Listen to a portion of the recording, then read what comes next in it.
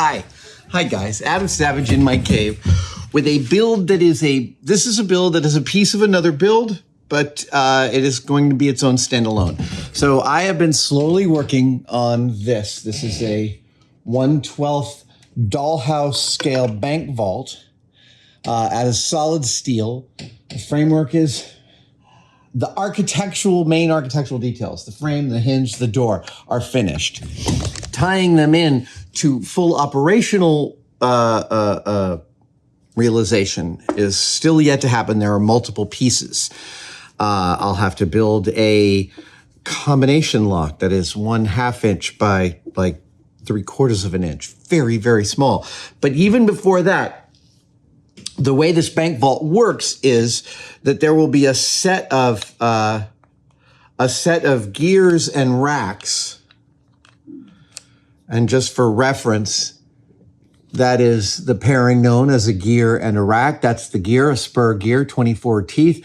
And this is a rack. And the way a bank vault like this works is that there is a ring gear in here that makes all the spur gears turn. And each one of them, in turn, pushes on a rack, which pushes a pin out of the vault and to secure it. You can imagine when all 12 of these pins or all 24 pins of a real bank vault are out, it is a very robustly locked system.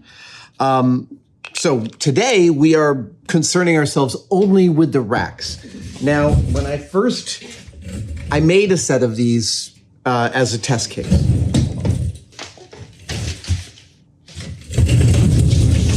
Oh, there you are. There's a lot of moving pieces to a build like this, and they move all around. In the end, the racks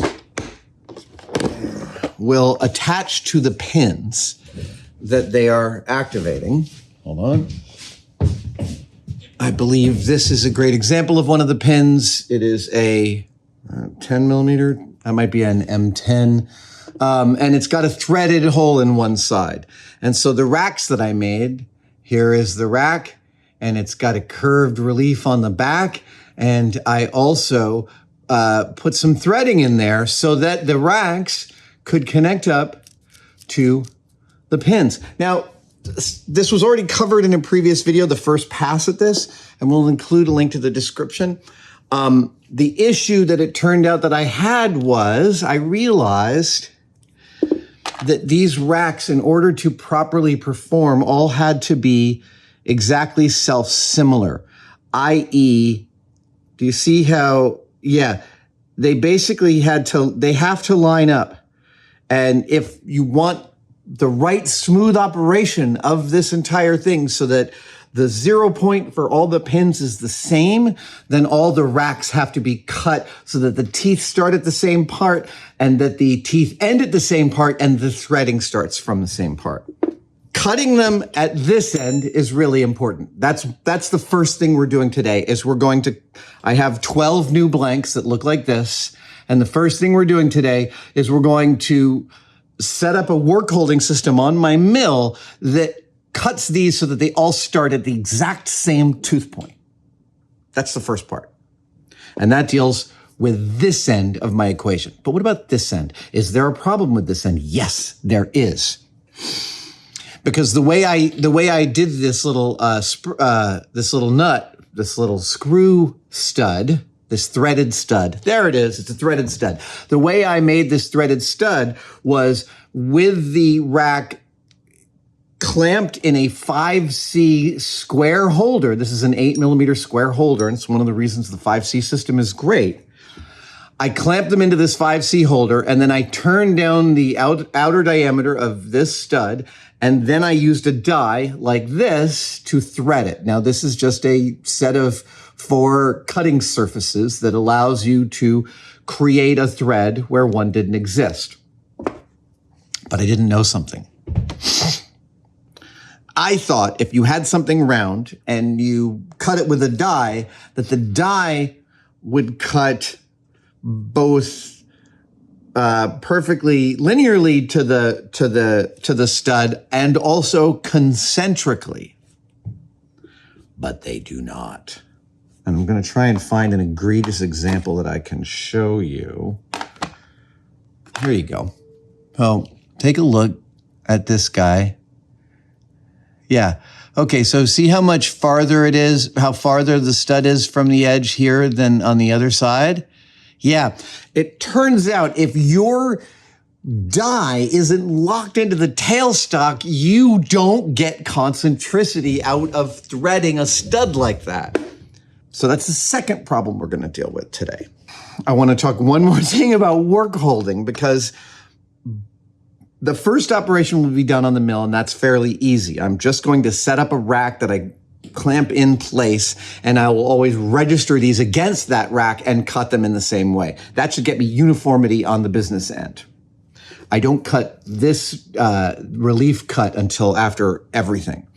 Then I'm going to take each one of those and clamp it into this work holder.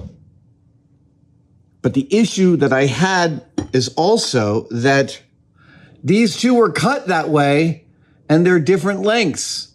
So what the hell? Well, the 5C collet system is a screw down collet system. And given the 5C collet that I had, which you have to use a chuck key to do, if I wanted perfect uniformity of length, oh, right, sorry. You can put a stop into these so that you are always dropping things. That's the stop at its full.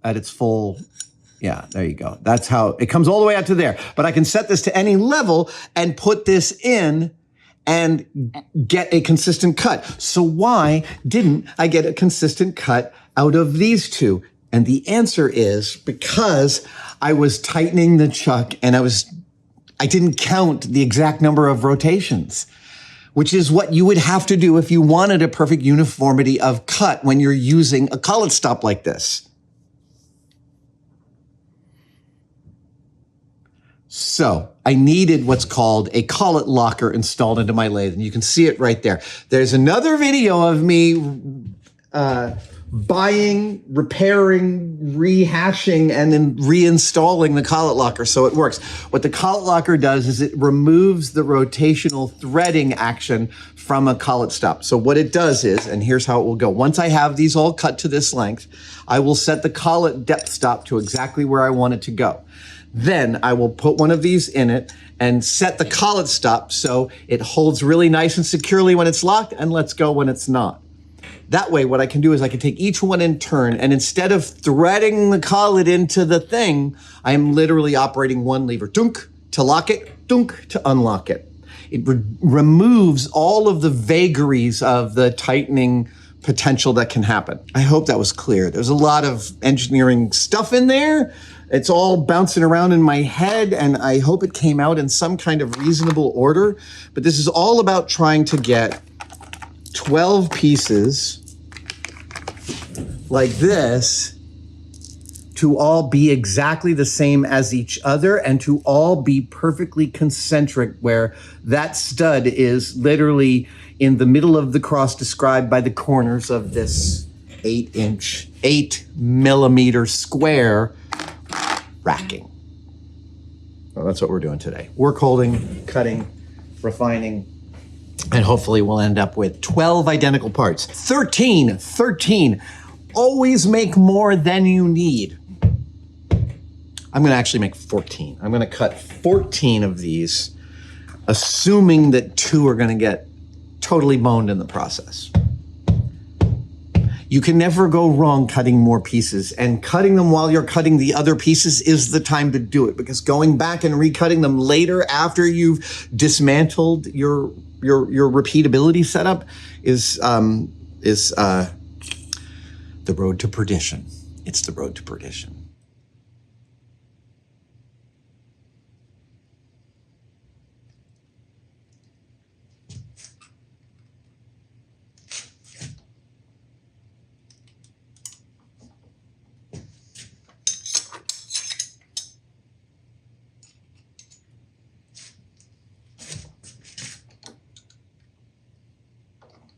That's not going to work because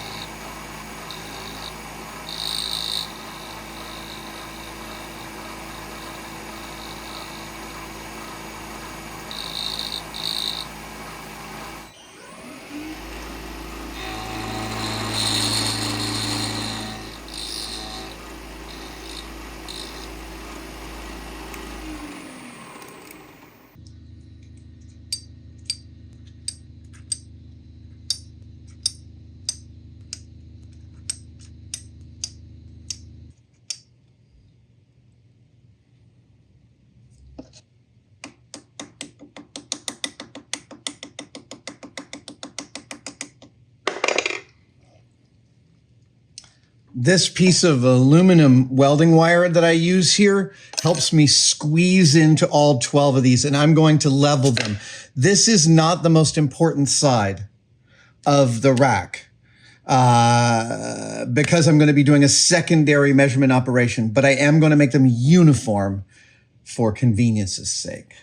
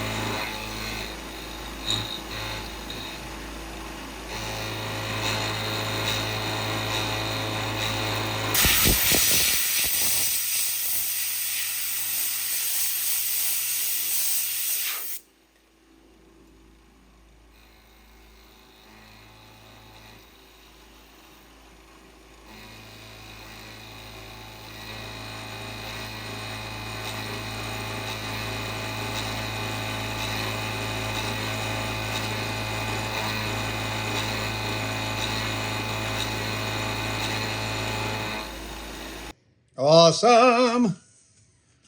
All right, great.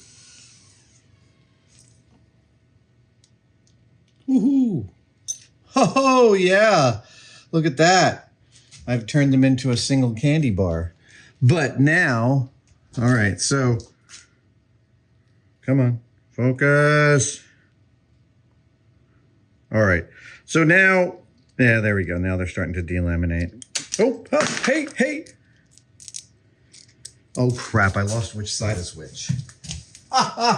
Hang on, I'm gonna have to mark them. That's the side that faces out. That's gonna be pretty easy to determine. Just to be clear, I'm marking, so that's the business end, that's the actual back of the rack. This is simply the stuff I'm cutting away, so I'm giving it an X.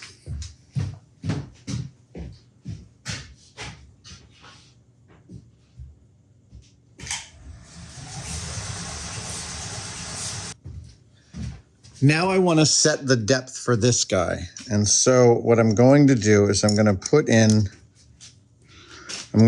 one of the old racks. Hang on.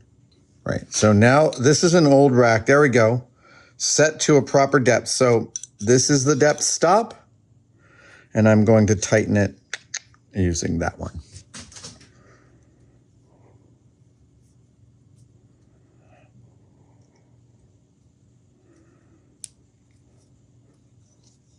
All right. So the other thing that I'm going to do here is I'm going to make sure that the rack is always facing the same direction, which for me is going to be this 5C label here. The rack will always point towards that one. Therefore, even if I'm lacking concentricity, these will all be identical. All right, here we go. So here is how one of my new pieces of rack, that's the end we're cutting, that's the end we match to each other, is going in, facing the 5C, up till there. Okay, gonna put this in my collet holder and do some locking and some threading. Excellent.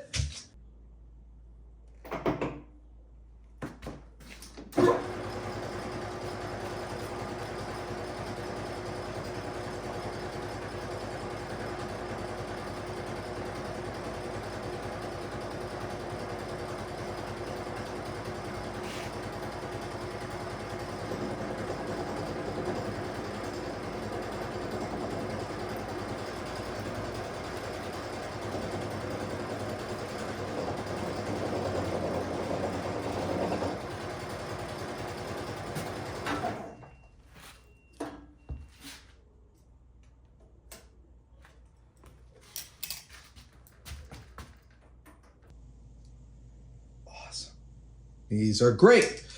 Look, I had to give up perfect concentricity for repeatability. This is amazing to me because I'll show you this shot from above in a minute, but like, you would assume that a square holder would have its center through the diagonal of that square. You'd be wrong.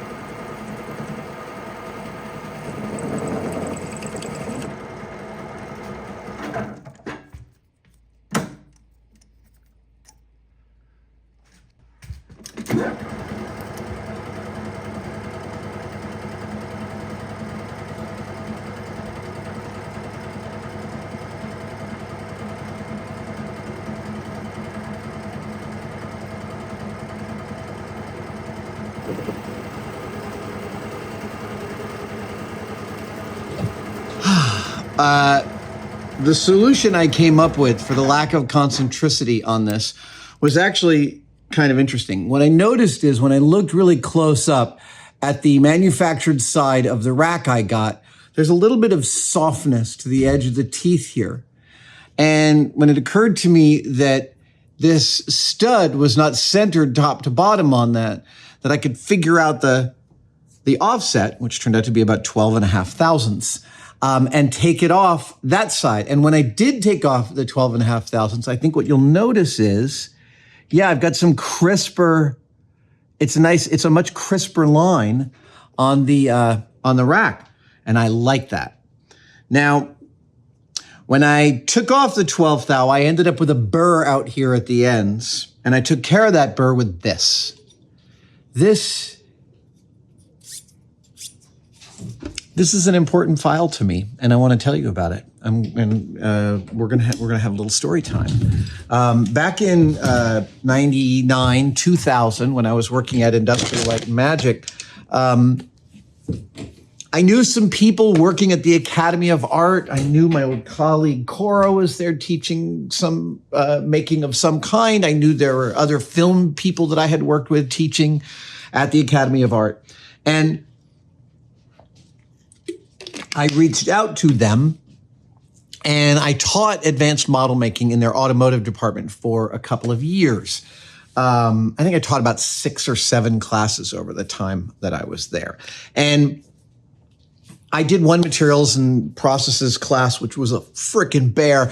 But mostly I had the shop in which students executed projects for other classes. So as a modeling teacher, it was a great job because really my job was to go around and put out fires and show people faster ways of doing things. That's really like what a film education gives you in making is how to get it done on the clock when time is of the essence. And so, you know, when you first start out sanding stuff and you start like sanding your thing, sitting there and you're sanding it and you're sanding it and you're sanding it, and it's already getting shinier. But what I noticed is, in general, I was very surprised.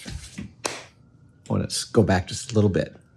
One of the reasons that I wanted to teach a class in advanced model making is that I was working up an outline for an advanced model making book. Yes, I still have this outline. It is gigantic. It's super deep.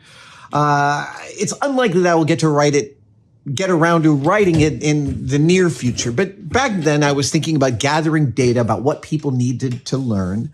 And it was most surprising to me was about sanding. That sanding was the thing where people had the greatest disconnect between what they were doing and the effect it was having.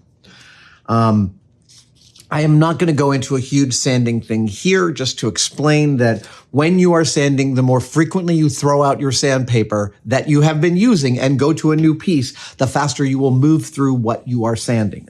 I call it climbing the sanding ladder. I'm probably not the first, but that's not what the story time was about.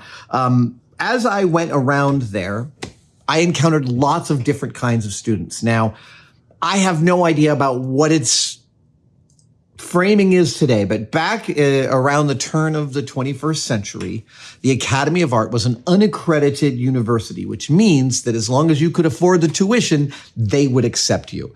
And what I heard from other folks was that a lot of foreign families would pay that high tuition, get their kid from Korea or someplace on the Pacific Rim into an American school where they could learn some English and also then hopefully after a year or two of really good grades, matriculate up into a accredited university, and then they could continue their education. That's what I heard was like a fair portion of foreign students were there to matriculate up to other universities.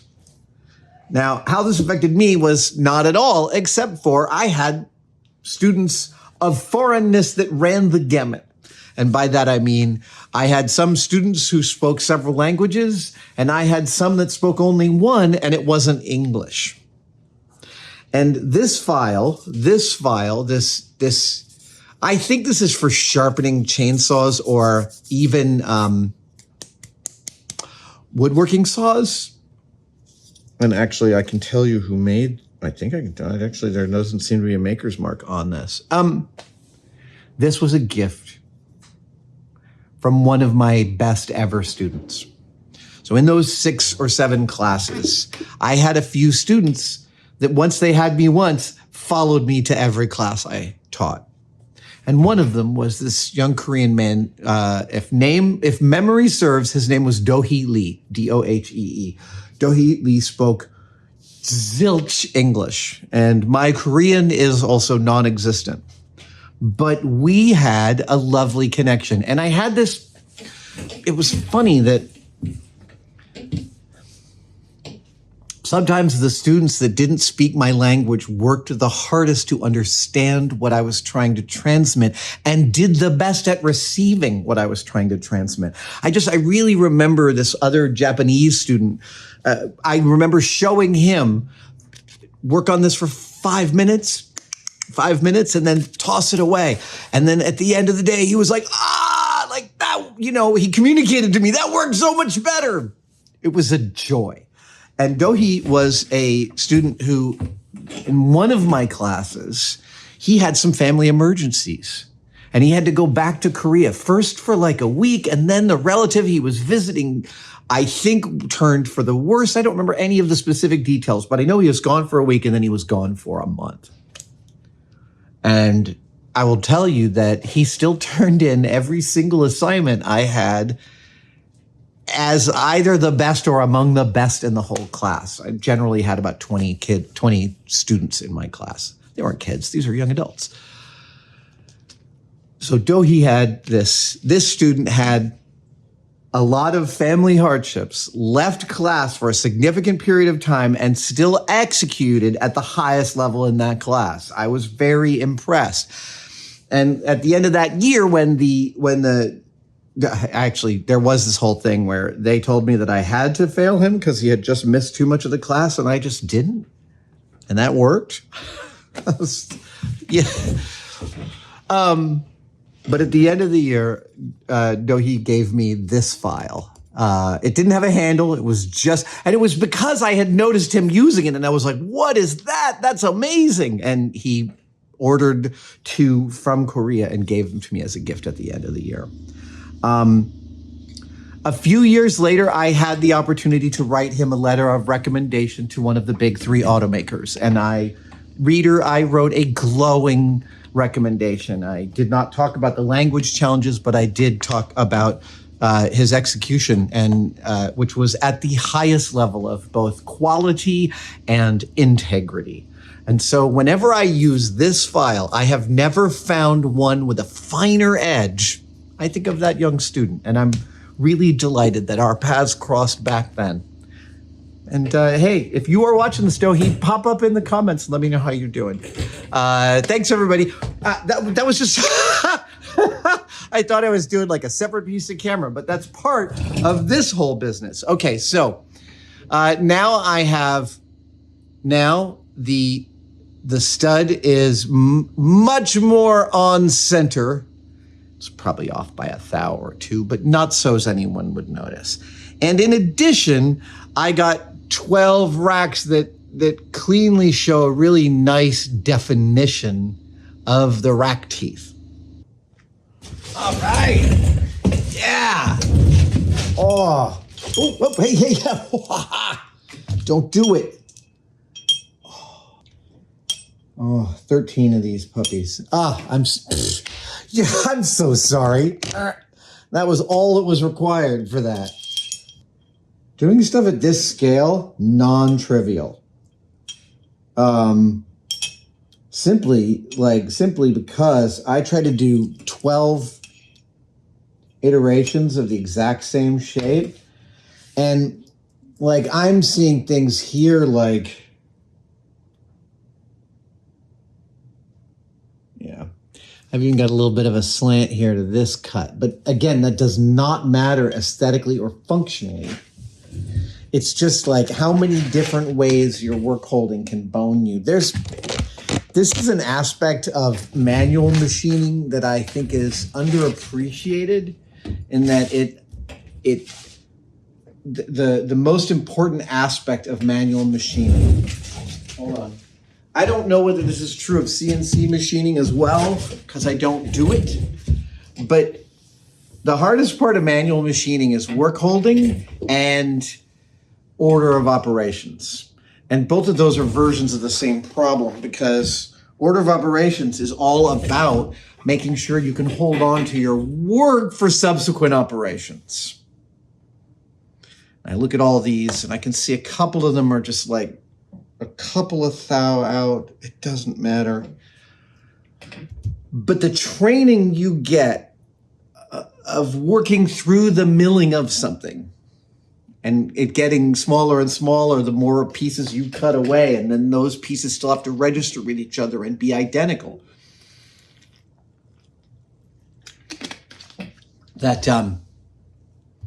This is a fantastic training for making of all stripes, because making is a lot of that, right? Jewelry is a lot of that. In fact, some of the most innovative work holding solutions are found within the jewelry zone. I want to let you know that. I was surprised at how any lack of precision or identicality in these pieces really showed up. And that galvanized me to work very hard to remove any vagaries here. Not really. Are you really? No.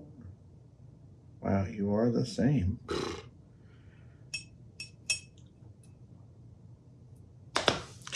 The bank vault continues apace. This is yet one more piece of it. I think think that's all I have to go over today. Thank you for joining me for this very satisfying execution, despite requiring a lot of multiple steps, including the locker, including the collet locker. But again, the collet locker gave me a level of repeatability on what I was cutting off of these things that's spectacular. Holy cow. Hold on. This guy here.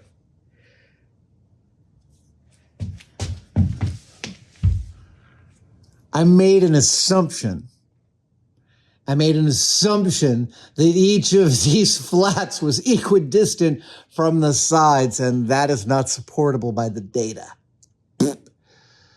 Yeah, I know that on Reacher they say assumptions kill. I'm still going with I made an ass out of me and umption.